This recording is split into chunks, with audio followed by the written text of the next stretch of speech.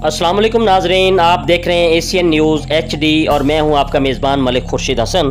खबर शामिल कर रहे हैं डिस्ट्रिक्ट विहाड़ी से। District police officer Vehari Muhammad Isa Khan ने कांस्टेबल्स को सर्विस सीनियरिटी शोल्डर ब्रेड्स लगा दिए। इस मौके पर DSP हेडक्वार्टर रुबीना अब्बास और DSP लीगल मोहम्मद असलम हयात भी मौजूद थे। मज़ीद तफसील मोहम्मद शमून नज़ीर की इस रिपोर्ट में।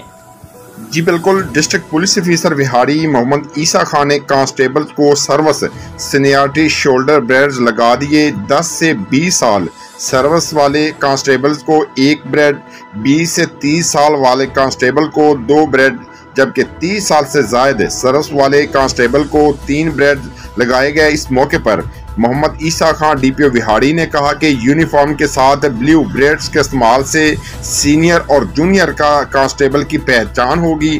फोर्स की वेलफेयर के लिए तरजीह बुनियादों पर इक़दाम किए जा रहे हैं ताकि फोर्स का मोराल बुलंद रहे। इस मौके पर DSP headquarter Rubina Abbas, DSP legal Muhammad Aslam Hayat भी मौजूद थे।